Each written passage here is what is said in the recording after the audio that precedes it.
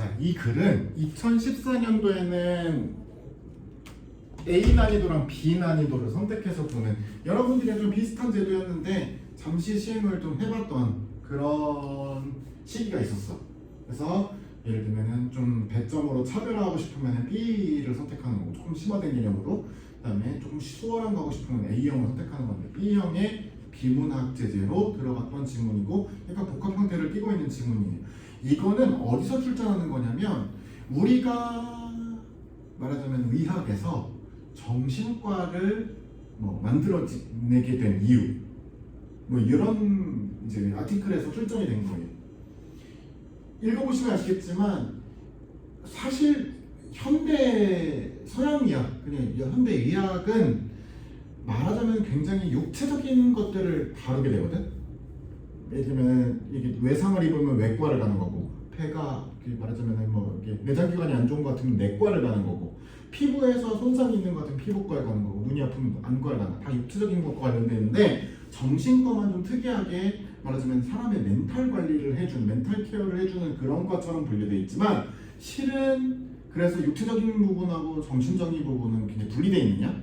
라고 이렇게 말하자면 사람들끼리 말하자면 논쟁이 많았다는 거예요. 그런데 알고 봤더니 이것 역시도 육체의 한 부분이었지 정신이랑 육체를 다르게 논다는 것 자체가 어불성설이었다. 약간 이런 글인 거예요. 그죠? 그래서 수능에 나왔던 의미로운 글입니다. 사실 난이도가 그렇게 높지는 않고 글의 길이도 그렇게 길지는 않은데 어쨌든 굉장히 중요했던 내용이니까 의학, 심리학과 관련된 아티클이었습니다.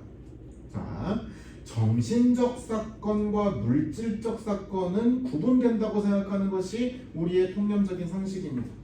이러한 상식에 따르면 인간의 정신적 사건과 육체적 사건도 구분되는 것처럼 보이지요. 인간의 정신적 측면과 육체적인 측면도 사실은 구분된 것이 아닌가라고 생각들을 많이 하게 된대요.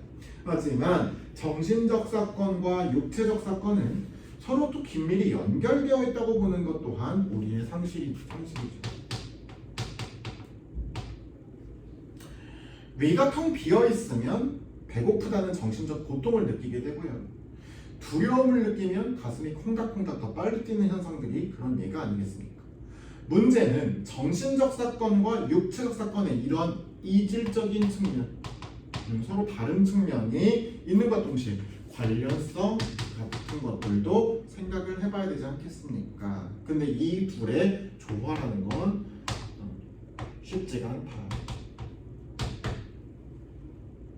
정신적 사건과 육체적 사건이 서로 다른 종류의 것이라고 주장하는 이론, 즉 심신이원론은 이 두 종류의 사건이 서로 관련되어 있음을 설명하기 위해서 다양한 방법을 시도하였습니다.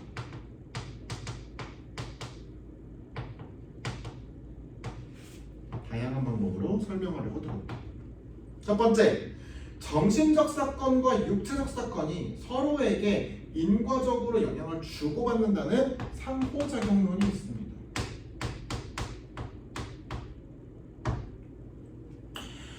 이는 위가 텅 비었다고 느끼는 육체적 사건이 원인에 대해서 고통을 느낀다는 정신적 사건의 결과로 일어나고, 두려움이라는 정신적 사건이 원인이 되어서 가슴이 더 빨리 뛰는 육체적 사건이 결과로 일어난다고 설명합니다. 이렇게 서로 원인을 주고받을 수 있다라고 설명해요. 하지만 서양 근세 철학의 관점에서 보면 공간을 차지하고 있지 않은 말하자면 추상적인 정신이라는 개념이 어떻게 공간을 차지하고 있는 물리적으로 딱 보이는 육체에 영향을 미칠 수 있느냐라는 문제가 생긴답니다. 얘기되시죠? 서양 근대과학은 굉장히 실증주의적이었단 말이에요. 실제로 눈에 띄고 정말 검증 가능한 것만은 과학으로 치부했단 말이에요. 그러니까 말하자면 눈에 보이지도 않는 정신적 영역이 어떻게 육체적인 영향을 미치냐는 그런 문제점을 제기를 한 사람들이 많았어요. 이에 비해 평행론이라는 개념은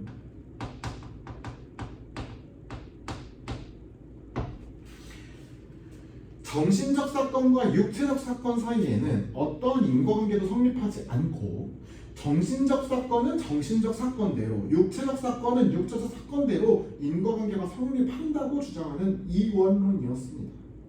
이 이론에 따르면 정신적 사건과 육체적 사건이 상호작용하는 것처럼 보이는 것은 어떤 정신적 사건이 일어날 때 거기에 해당하는 육체적 사건도 평행하게 항상 일어나기 때문이었습니다. 둘의 카테고리는 달라. 정신적 영역하고 육체적 영역은 지 갈 길을 가. 하지만 정신적 영역이 일어나는 일이 있을 때 그에 따르는 비슷한 결과물이 육체적 사건이 동시에 또 일어났다는 얘기예요. 되게 동시적으로. 물질로 이루어진 세계의 모든 사건은 다른 물질적 사건이 원인이 되어서 일어난다는 생각. 즉, 물질적 사건의 원인을 설명하기 위해서 물질 세계 밖으로 나갈 필요가 없다는 생각은 근대과학의 기본 전제입니다.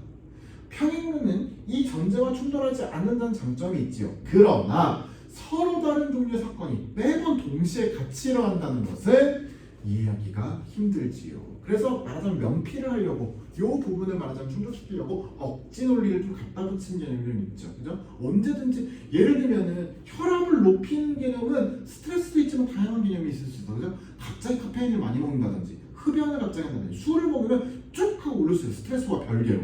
그런데 항상 스트레스를 가지는 정신적 사건이 있으면 혈압이 오른다라고 그거를 막 규정하려고 들면은 다른 걸 설명하기 어렵잖아. 그지? 그런 식으로 항상 고기가 같이 간다는 보장은 없어. 다음 문단.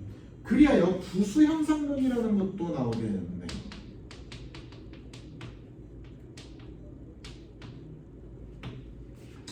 정신적 사건은 육체적 사건에 의해서 일어나지만 그 역은 성립하지 않는다고 주장함으로써 두 상식 사이의 조화를 설명하려고 했습니다.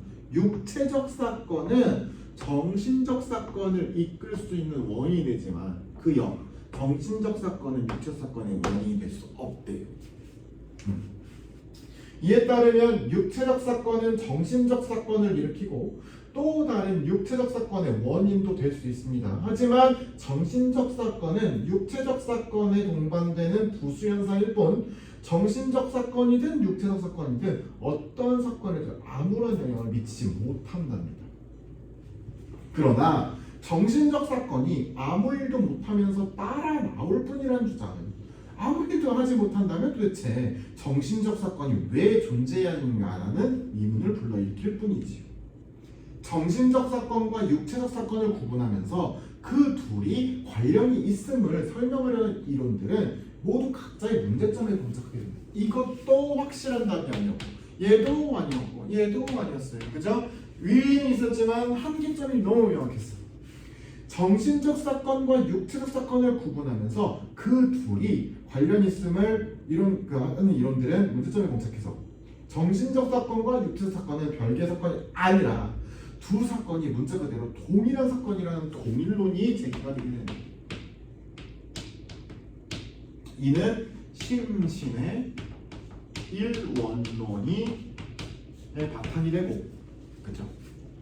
그 과학의 발달로 그동안 정신적 사건이라고 알려졌던 것은 실은 육체적 사건에 불과하다는 것이 밝혀짐에 따라 인과관계는 오로지 물질적 사건 사이에서만 존재할 수 있다라고 본 것입니다. 라고 했어요. 그죠? 그리하여 모든 정신적 사건은 다 육체적 사건에 호환관계에 있을 뿐이었다. 와 같은 식으로 얘기가 되면서 말하자면 합의점이 생겨났다는 거죠. 그죠? 자, 그러면 38번 한번 보실까? 윗글을 통해서 알 수 있는 내용을 적절하지 않은 것은 1번 심신이원론에서 정신적 사건과 육체적 사건이 구분된다는 상식을 포기하지 않았습니다. 그죠? 상호작용에서는 정신적 사건이 육체적 사건의 원인이 되기도 하고 결과가 되기도 한다고 생각했습니다. 맞죠? 평행론에서는 정신적 사건이 육체적 사건의 원인이 되지 않으면서도 함께 일어날 수 있다고 주장했습니다. 정확합니다. 그죠? 부수현상론에서는 육체적 사건이 정신적 사건을 일으킬 수 있다고 보았습니다. 그렇습니다. 5번 동일론에서는 정신적 사건과 육체적 사건에 대한 두 가지 상식이 모두 성립함을 보여준 게 아니라 모두 다 육체적 사건의 일환일 뿐이었다라고 설명했으니까 5번이 답인 거죠. 40번은 여기 문단 부수현상론에 집중해서 보면 되는데 정신적 사건은 육체적 사건의 원인이 될 수 없어. 하지만 육체 사건은 정신적 사건의 영향을 이렇게 말하는 원인이 되기도 하고 동시에 다른 육체 사건의 원인이 되기도 해요. 이런 구조를 조합한다 그러면 육체 사건은 A 정신차트과는 C인 2번이 답이 될 수 있어요. 그러니까 말하자면 집합관계처럼 화살표를 해가지고 도표화해가지고 보면 2번을 찍어낼 수 있어요. 이제 내가 4분단 해제해주기 때문에 어느 정도 풀 수 있을 거야, 그죠? 그런 문제가 안 될 것 같고요. 그 다음에 그 문학 75번부터 77번 한번 볼게요. 나머지는 뭐 한 번씩 한 거니까 다단락 시조만 하나만 더 보면 되겠네. 그 사랑과 그리움. 자, 다. 청사는 내 뜻이요, 녹수는 임의 뜻. 이런 말이에요. 정은 뜻 정자이기 때문에. 초코파이 정자가 아니에요. 배꼽법이야, 그죠? 청사는 내 뜻이요, 녹수는 님의 뜻이야. 풀이하자면 두 번째는 있어요. 녹수는 흘러가지만 청사는 변하지 않는다는 거야. 그러면 둘의 재질은 좀 다른 거야. 청사는 그곳에 있어요.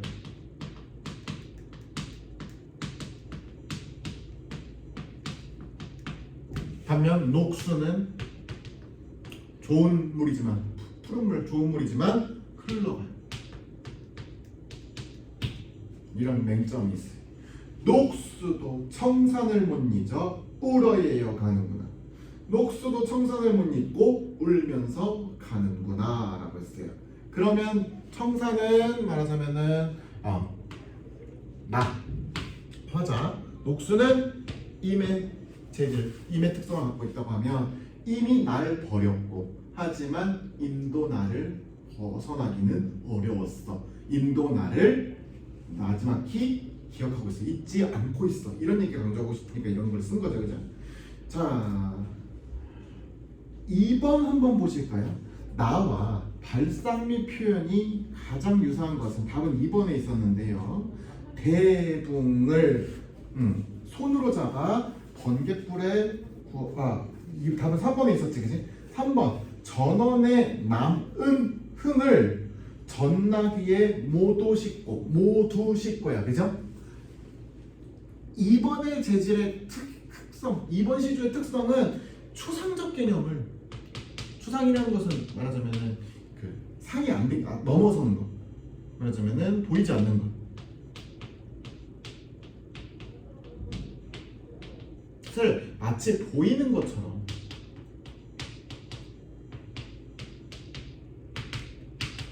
를 잘했다는 거야. 3번처럼 전원 생활,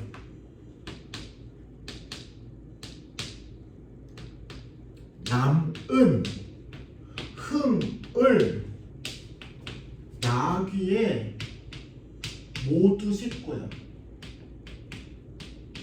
흥이라는 것은 추상적 개념이다. 기분 문제다. 이걸 마치 나귀에 실은 것처럼 설명을 했어요. 계산, 익숙한 길로 흥치며 돌아와서 아해야 금서를 다스려라, 남은 해를 보내리라. 말하자면 첫 번째 식구가 그런 추상적 개념, 흥이라고 하는 것이 추상적 개념인데 마치 짐처럼.